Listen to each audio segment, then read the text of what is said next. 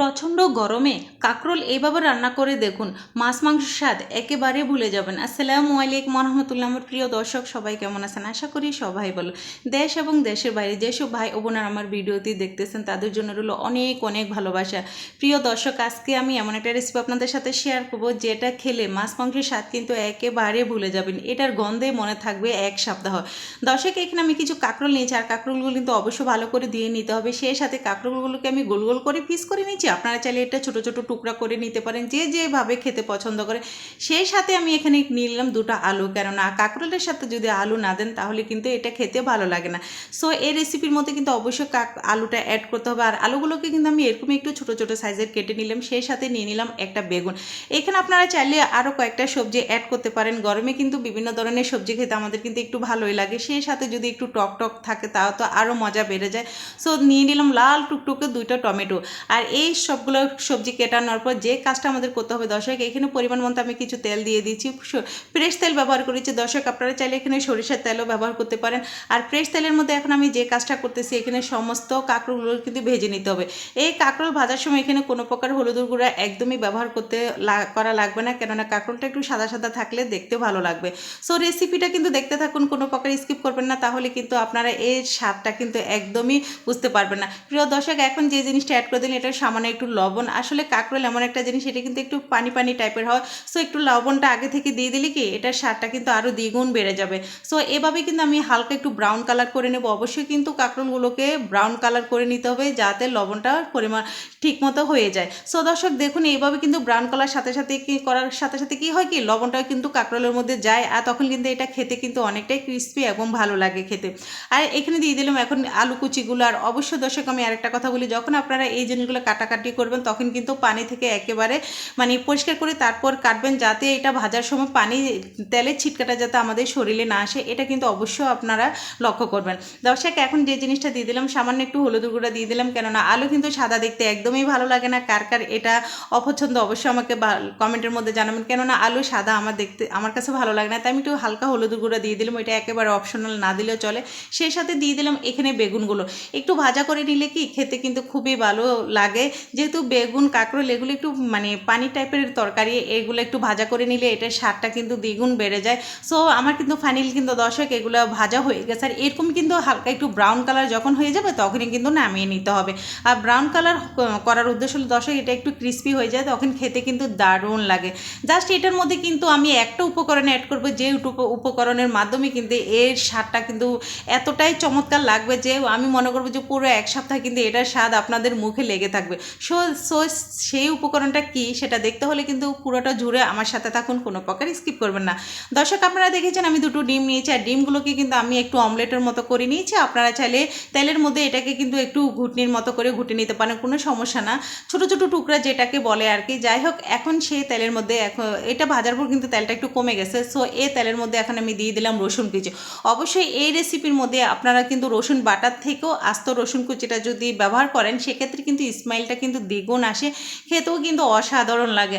আর দিয়ে দিলাম এখন পেঁয়াজ আর স্বাদ মতো লবণ। দর্শক, এখানে পেঁয়াজটা কিন্তু হালকা একটু ব্রাউন কালার হয়েছে, আপনারা দেখেছেন। যখন এটা ব্রাউন কালার হয়ে যাবে তখন এখানে কিছু মশলা আপনারা অ্যাড করে নেবেন। আমি এখানে দিয়ে দিলাম মরিচের গুঁড়া, হলুদের গুঁড়া আর স্বাদ মতো জিরা ধনিয়ার গুঁড়ো, অল্প একটু। দর্শক, অবশ্যই কিন্তু সামান্য সামান্য ব্যবহার করবো, অতিরিক্ত দেওয়ার কিন্তু কোনো দরকার নাই। এই রেসিপিতে অতিরিক্ত কোনো মশলা ইউজ করলে রেসিপিটা কিন্তু খেতে একদমই ভালো লাগবে না। আর গরমের সময় কিন্তু অতিরিক্ত মশলা জাতীয় খাবার আমাদের খেতে একদমই ভালো লাগে না।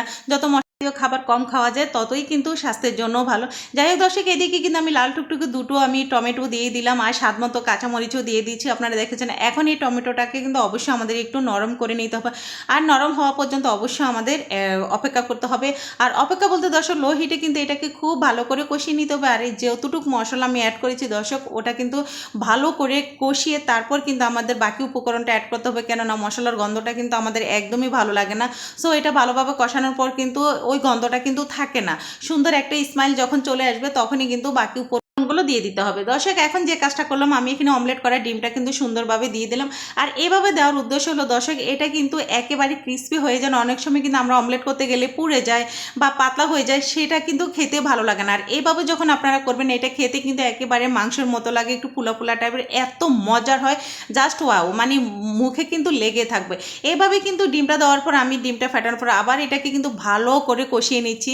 মানে এমনভাবে কষাতে হবে যাতে এখান থেকে সুন্দর একটা স্মাইল আসে। আমি যখন এটা রান্না করতেছি দর্শক, এত সুন্দর স্মাইল আসতেছিল, মনে হয় যে না এখনই আমি 2 থালা ভাত খেয়ে ফেলতে পারবো।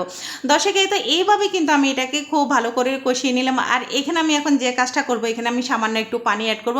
পানি অ্যাড করে তারপর এটাকে কিন্তু আমি আরও ভালো করে কষিয়ে নেব। অবশ্যই দর্শক আপনারা চেষ্টা করবেন সামান্য একটু পানি দিয়ে এটাকে ভালো করে কষিয়ে নিতে। আর এটা ভালো করে কষিয়ে নিলে তারপর যে কাজটা হবে কি, এটা একেবারে মিহি হয়ে যাবে এবং টমেটোটা কিন্তু আরও নরম হয়ে যাবে।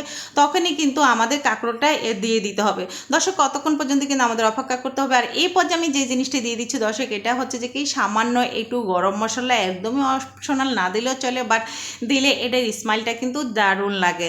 আর দর্শক এই হাতে করা মশলাটা কিন্তু আমি নিজে তৈরি করেছি। দারচিনি, এলাচি, তেজপাতা, লবঙ্গ, এই কয়টা উপকরণকে কিন্তু আমি একটু অফ ক্যামেরা ভালো করে তেলে তারপর গুঁড়ো করে এখানে অ্যাড করে দিলাম।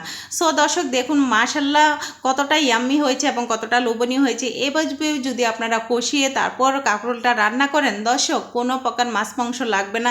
বাচ্চা থেকে ছোট পরে সবাই কিন্তু লাপিয়ে লাপিয়ে খাবে, এতটাই পছন্দ করে। বিশেষ করে বাচ্চারা কিন্তু কাঁকরোল খেতে চায় না। সো এভাবে কিন্তু আপনারা একবার রান্না করে দেখতে পারেন, যে মাছ মাংস লাগবে না, শুধু এটা দিয়েই কিন্তু বাচ্চারা 2 থালা ভাত কিন্তু পেট ভরে খেয়ে নেবে। সো দর্শক এই পর্যায়ে কিন্তু আমি দিয়ে দিলাম কাঁকরোলগুলো, সাথে যে উপকরণগুলো আমি ভাজা করেছিলাম সেগুলো দিয়ে দিচ্ছি।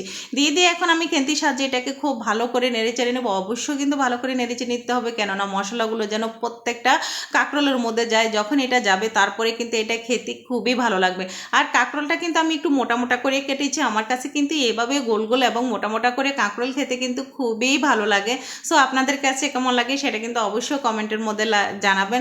আর আপনারা চাইলে এটাকে লম্বা করে কেটেও কিন্তু তৈরি করতে পারেন, কোনো সমস্যা না, এভাবে খেতে পছন্দ করে। সো দর্শক দেখুন এভাবে কিন্তু আমি এটাকে খুব ভালো করে ঢাকনা দিয়ে কষিয়ে নেব। আর এই পর্যায়ে কিন্তু এখানে কোনো প্রকার আর পানি অ্যাড করা যাবে না। পানি দিলে কিন্তু এটার স্বাদ যেটা সেটা কিন্তু একদমই চলে যাবে। কোনো প্রকার পানি ছাড়া কিন্তু সামান্য যে পানি আমি আগে ব্যবহার করেছিলাম সেটা দিয়ে কিন্তু এটাকে ভালোভাবে কষিয়ে নিতে হবে। এখন যে জিনিসটা দিয়ে দিলাম যেটা আমাদের স্বাদকে মানে দ্বিগুণ বাড়িয়ে দেয়, সেটা হলো তিসি। দর্শক আমার কাছে কালো তিসি ছিল, আমি সেটা অ্যাড করেছি। আপনারা চাইলে এখানে সাদা তিসিটাও ব্যবহার করতে পারেন, কোনো সমস্যা না। বাট সাদা তিসি আর কালো তিসি কিন্তু এটার স্বাদ কিন্তু একই। জাস্ট শুধু 1 চামচ এই সবজিটার সাথে মিশিয়ে দেবেন, মানে কি বলবো দর্শক, একদম কিন্তু এত মজার হয়, এত চমৎকার একটা স্মাইল হয় যে অসাধারণ লাগে। কোনো তরকারি লাগবে না, জাস্ট এটা দিয়ে কিন্তু অল্প একটু দিয়ে আপনারা খেয়ে উঠতে পারবেন। আর রান্নার কালারটা দেখো বুঝতে পারতেছেন যে এটা কতটা ইয়াম্মি হয়েছে এবং কতটা লোভনীয় হয়েছে। তবে আমি এখানে কাঁচামরিচের পরিমাণটা একটু কমিয়ে দিয়েছি, যেহেতু এখানে বাচ্চারা খাবে। সেক্ষেত্রে আপনারা চাইলে এখানে কাঁচামরিচের পরিমাণটি কিন্তু একটু বেশি করে বাড়িয়ে দিতে পারেন, কেননা এইসব ভাজা বোঝার মধ্যে কিন্তু কাঁচামরিচ পরিমাণটা একটু বেশি থাকলে খেতে কিন্তু ভালোই লাগে। সো দর্শক দেখুন মাশাআল্লাহ 1 মিনিটের মধ্যে কিন্তু আমি ঢাকনা উল্টিয়ে দেখলাম যে আমার রান্নাটা কিন্তু পারফেক্টলি কিন্তু হয়ে গেছে। আর কালারটা দেখুন কতটা ইয়াম্মি হয়েছে, কতটা লোভনীয় হয়েছে। আপনারা যদি এখনও পর্যন্ত আমার ভিডিওটা দেখে থাকেন তাহলে কিন্তু বুঝতে পারবেন ফাইনালি আসলে খাবারটা কতটাই লোভনীয় এবং কতটাই ইয়াম্মি। দর্শক এই পর্যায়ে আমি এখানে ধনিয়া পাতাটা অ্যাড করে দিলাম। আপনারা চাইলে এখানে ধনিয়া পাতা অথবা গাছ ধনিয়া পাতা যেটাই বলে ওটাও অ্যাড করতে পারেন। সো আমি এই ধনিয়া পাতাটা দিয়ে কিন্তু এই গরম গরম ভাতের সাথে কিন্তু আমি অবশ্যই তো পরিবেশন করে নেব। আপনারাও কিন্তু এরকম একটা রেসিপি তৈরি করে গরম গরম ভাতের সাথে কিন্তু পরিবেশন করে নিতে পারেন। ইনশাল্লাহ আমি কথা দিচ্ছি যে আপনাদের কিন্তু মুখে লেগে থাকবে এই চমৎকার রেসিপিটা। সো দর্শক কাঁকরোল কিন্তু অলরেডি বাজারে এসে গেছে। সো শুরু করে দিন মজার মজার খাবার। আমার আজকের রেসিপিটা কেমন হয়েছে সেটা কিন্তু অবশ্যই কিন্তু আমাকে কমেন্টের মধ্যে জানাবেন দর্শক। আর যদি রেসিপিটা আপনাদের কাছে একটু ভালো লেগে থাকে তাহলে কিন্তু শেয়ার করতে ভুলবেন না। আল্লাহ হাফেজ, সবাই ভালো থাকবেন, সুস্থ থাকবেন। আল্লাহ হাফেজ।